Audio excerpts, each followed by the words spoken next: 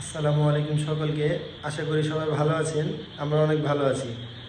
আমরা অনেক দিন পর একটু ঘোরার জন্য বেরোচ্ছি। আমার ছেলেটা অনেক দিন থেকে বাসায়, কত খুশি হচ্ছে।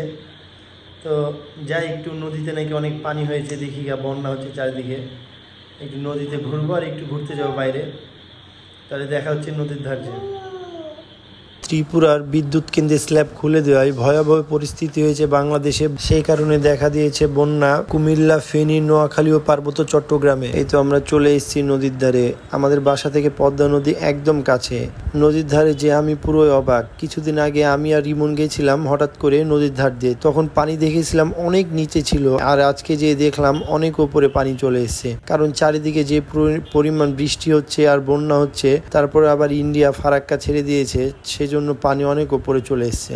রাজশাহীবাসীর কাছে এই বাঁধটা অনেক ইম্পর্টেন্ট। এই বাঁধের কারণেই রাজশাহীবাসী অনেক সেভ। তাই সবাইকে খেয়াল রাখতে হবে বাঁধটা যেন ঠিক থাকে। কোনোভাবে যদি বাঁধ ভেঙে রাজশাহীতে পানি ঢুকে তাহলে রাজশাহী শেষ।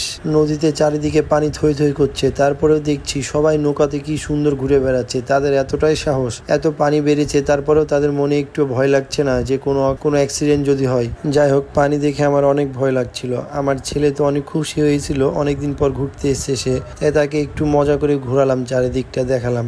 আর নৌকা দেখে সে অনেক খুশি হচ্ছিল। তারপর তাকে একটু ভাবলাম এখানে হাঁটিয়ে দেখি। সে একটু হাঁটছিল আর অনেক খুশি হচ্ছিল।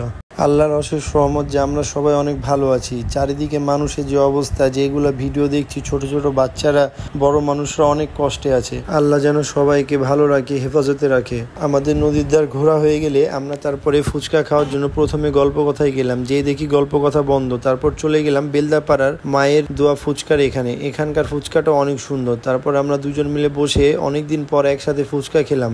আমার ছেলেকে নিয়ে প্রথম আমরা ফুচকা খেতে গেলাম প্রায় 1 বছর পর। পাড়ার এই ফুচকাটা আমার অনেক পছন্দ, মেধারও অনেক পছন্দ। আমরা আগে মাঝে মাঝে যে খেতাম। অপরূপ সুন্দর আমাদের এই রাজশাহী। বৃষ্টিতে ভিজে যে রাস্তাগুলা, তাই দেখতে আরো চমৎকার লাগছে। ঠিক আছে, সবাই ভালো থাকবেন, সুস্থ থাকবেন, আর পারলে আমার ভিডিওটাকে লাইক আর শেয়ার করে দিবেন। ধন্যবাদ সকলকে। আসসালামু আলাইকুম।